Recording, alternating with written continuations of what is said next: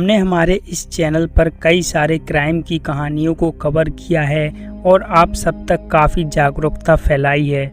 लेकिन दोस्तों, इस वीडियो में मैं जिस केस के बारे में बात करने वाला हूं, वह सिर्फ आप सबको हैरान और परेशान नहीं करेगा, बल्कि आप लोगों को सोचने पर मजबूर कर देगा कि आखिरकार कोई व्यक्ति इतना नीचे कैसे गिर सकता है।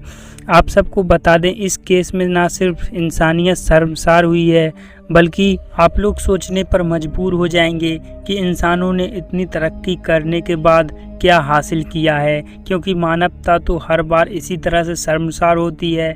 लेकिन दोस्तों, इस वीडियो में मैं जिस केस के बारे में बात करने वाला हूं, वह इन सभी मामलों से सबसे ज़्यादा भयावह है। तो दोस्तों, मैं इस वीडियो में आप सबको बेंगलोर में रहने वाली महालक्ष्मी की कहानी बताने वाला हूं। तो नमस्कार दोस्तों, मेरा नाम है शिवम और आप सबका एक बार फिर से बहुत बहुत स्वागत है क्राइम कहानी हिंदी यूट्यूब चैनल पर। तो दोस्तों, इस वीडियो को आप लोग अंत तक ज़रूर देखें, क्योंकि ऐसी घटना ना सिर्फ इंसानियत को शर्मसार करती हैं, बल्कि हम लोगों को जागरूक भी करती हैं कि हमारे समाज में कितने दरिंदे घूम रहे हैं। तो वीडियो को आखिर तक देखें, और अगर आपने अभी तक हमारे चैनल को सब्सक्राइब नहीं किया है तो चैनल को सब्सक्राइब ज़रूर कर लें और बेल आइकन को ऑल पर सेलेक्ट करना बिल्कुल भी ना भूलें। तो चलिए जानते हैं आखिरकार बेंगलोर में रहने वाली महालक्ष्मी के साथ क्या हुआ। बेंगलुरु के व्यापी कबल इलाके के 6 क्रॉस पाइपलाइन रोड में मौजूद एक 3 मंजिला बिल्डिंग में फर्स्ट फ्लोर पर 5 महीने पहले ही महालक्ष्मी की शक्ल में एक नए किराएदार आई थी। नेपाल की रहने वाली महालक्ष्मी यहाँ पर अकेले ही रहती थी। पड़ोसी भी उसे नहीं जानते थे। उसकी वजह यह थी कि वह रोज़ सुबह 9:30 बजे अपने घर से निकलती और रात 10:30 बजे ही घर वापस लौटती थी। महालक्ष्मी की माँ और बहन इसी बेंगलुरु में रहते थे। 2 सितंबर के बाद अचानक से महालक्ष्मी का फ़ोन बंद हो जाता है। उसकी माँ और बहन लगातार उसे फ़ोन करते हैं, पर उससे बात नहीं हो पाती।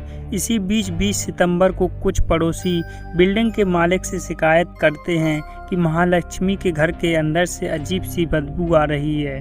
रेंट एग्रीमेंट के वक्त इमरजेंसी कॉन्टैक्ट के तौर पर महालक्ष्मी ने बेंगलुरु में ही रहने वाली अपनी मां और बहन का पता और फ़ोन नंबर मकान मालिक को दिया था। मकान मालिक महालक्ष्मी की मां को फ़ोन करता है और उन्हें महालक्ष्मी के घर से आ रही बदबू के बारे में जानकारी भी देता है। बीते 19 दिनों से वैसे ही महालक्ष्मी से मां की बात नहीं हुई थी। मकान मालिक की बात सुनकर वो घबरा जाते हैं। महालक्ष्मी के घर की एक चाबी मां के पास ही रहती थी। वो फ़ौरन चाबी लेकर अपनी दूसरी बेटी के साथ महालक्ष्मी के घर पर पहुंच जाती हैं। मकान मालिक और पड़ोसियों की मौजूदगी में घर का दरवाज़ा खोला जाता है, लेकिन दरवाज़ा खुलते ही अंदर से इतनी तेज़ बदबू आती है कि सब लोग पीछे हट जाते हैं। कुछ देर बाद हिम्मत करके फिर से वो अंदर जाते हैं तो फर्श पर हर तरफ से खून बिखरा पड़ा हुआ था और मांस के छोटे छोटे लोथे भी पड़े हुए थे, और खून की एक सूखी हुई लकीर कमरे में रखे फ्रिज की तरफ जा रही थी। जैसे ही उन लोगों ने फ्रिज का दरवाज़ा खोला तो सभी लोग चिल्लाते हुए कमरे से उल्टे पैर बाहर निकल आए। उस पल उन्होंने जो कुछ फ्रिज के अंदर देखा वो दिल दहला देने वाला था। मकान मालिक सब कुछ समझ चुका था, इसलिए उसने तुरंत ही बिना देर किए हुए पुलिस को फ़ोन कर दिया। पुलिस भी आनन फानन में मौके पर पहुंची। अब पुलिस कमरे में जाती, लेकिन बदबू इतनी तेज थी कि उस कमरे में किसी से भी रुका नहीं जा रहा था। पुलिस की टीम भी बाहर निकल आई। फिर डबल मास्क मंगवाया गया। उस डबल मास्क के साथ भी पुलिस कमरे में जाती है। फ्रिज का दरवाज़ा खुला हुआ था, सामने सब कुछ दिखाई दे रहा था। फ्रिज के ऊपरी खानों में 2 इंसानी पैर रखे हुए थे। बीच के खाने में इंसानी जिस्म के अलग अलग हिस्से और सबसे निचले वाले खाने में महालक्ष्मी का सर था। अब फ्रिज के बाहर पुलिस की नज़र फर्श पर पड़ती है। फर्श पर नज़र पड़ते ही पुलिस वालों के भी पांव कांप गए। जमे हुए खून के साथ साथ छोटे मांस के टुकड़े इर्द गिर्द पड़े हुए थे। अब forensic science laboratory and scenes of crime officers यानी कि सोको को मौके पर बुलाया गया। सोको के लिए भी ये एक अजीब क्राइम सीन था। ऐसे क्राइम सीन से सबूत बटोरना हद से ज़्यादा मुश्किल था, लिहाजा अब मदद के लिए सोको की टीम ने बोरिंग अस्पताल के मुर्दा घर के स्टाफ को बुलाया। मुर्दा घर के स्टाफ के पहुंचने के बाद फ्रिज से लेकर फर्श तक के बिखरे लाशों के टुकड़ों को समेटा गया और इसी समेटने के दौरान ये अंदाजा हुआ कि लाश के टुकड़ों की तादाद 30 से 40 के दरमियान है। टुकड़ों में बटी इस लाश को अब मुर्दा घर भेज दिया गया। महालक्ष्मी की लाश के टुकड़ों को समेटने के बाद अब पुलिस ने कमरे की तलाशी ली। तलाशी के दौरान महालक्ष्मी के बेड पर ही उन्हें एक मोबाइल रखा हुआ मिला जो कि महालक्ष्मी का ही था। जब मोबाइल की कॉल डिटेल को चेक किया गया तो पता चला कि इस फोन से आखिरी बार 2 सितंबर को कॉल किया गया था। 2 सितंबर के बाद से ना तो इस फोन पर किसी का फ़ोन रिसीव किया गया और ना ही किसी को कॉल किया गया। इसी से बेंगलुरु पुलिस ने अंदाज़ा लगाया कि महालक्ष्मी का कत्ल 2 से 3 सितंबर के बीच ही हुआ है। अब पुलिस के सामने ये बड़ा सवाल था कि आखिर किसने महालक्ष्मी को इतनी बेदर्दी से मारा है। आखिरकार महालक्ष्मी की किसी से इतनी क्या दुश्मनी थी कि उसने महालक्ष्मी के साथ इतनी बड़ी वारदात को अंजाम दिया और उसके शव के भी टुकड़े टुकड़े कर दिए। आखिरकार वह कौन है जिसने महालक्ष्मी के साथ इस पूरी घटना को अंजाम दिया है। इसी के साथ अब पुलिस की पूछताछ भी महालक्ष्मी की मां और बहन के साथ शुरू होती है। पूछताछ से पता चलता है कि 2019 तक ये पूरा परिवार नेपाल में ही रहा करता था। 2019 में ही महालक्ष्मी की हेमंत दास नाम के एक नेपाली लड़के से शादी हुई। शादी के बाद दोनों रोजगार और बेहतर जिंदगी की उम्मीद नेपाल से बेंगलुरु आए। बेंगलुरु में हेमंत एक मोबाइल की शॉप में काम करने लगा, जबकि महालक्ष्मी को एक नामचीन मॉल में सेल्स वुमेन के तौर पर नौकरी मिल गई। दोनों बेंगलुरु में ही नीला मंगला इलाके में किराए से घर लेकर रहने लगे। बाद में दोनों को एक बेटी हुई। 2023 तक सब कुछ ठीक चल रहा था, लेकिन 2023 में हेमंत और महालक्ष्मी अलग हो गए। हेमंत और महालक्ष्मी आखिर क्यों अलग हुए, इसके बारे में हम आगे बात करेंगे, लेकिन अभी हम आगे जानते हैं। हेमंत बेटी के साथ रहने लगा, जबकि महालक्ष्मी ने व्यापी कबल इलाके के 5 महीने पहले ही किराए पर एक कमरा ले लिया। अब वो यहाँ पर अकेली रहती थी और हर 15 दिन या फिर 1 महीने में अपनी बेटी से मिलने के लिए हेमंत के पास जाती थी। तो चलिए जानते हैं आखिरकार हेमंत और महालक्ष्मी अलग अलग क्यों रहने लगे। तफ्तीश के मुताबिक हेमंत और महालक्ष्मी के बीच इस दूरी की वजह लव ट्रायंगल थी।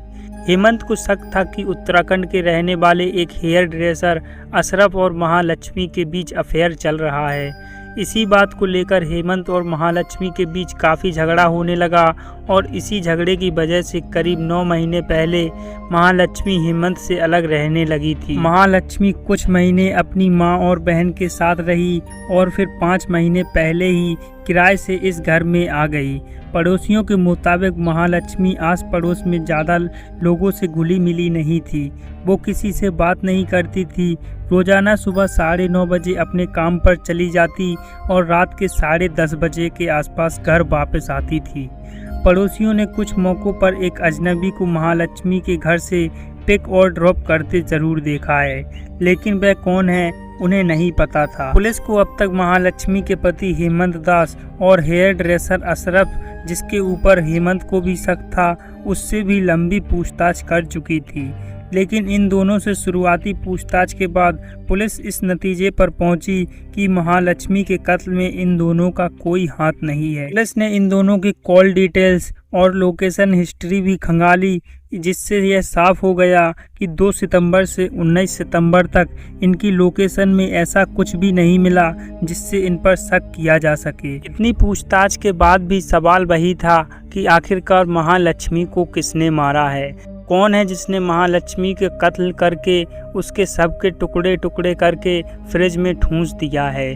पुलिस की जांच में ये भी पता चल गया कि 2 सितंबर यानी कि जिस दिन महालक्ष्मी गायब हुई थी और उसका मोबाइल बंद था, तब से महालक्ष्मी के घर पर कोई भी नहीं आया। यहाँ तक कि पड़ोसियों ने भी 2 सितंबर के बाद या 2 सितंबर को कोई भी ऐसी आवाज़ नहीं सुनी जिससे कि उन्हें शक होता।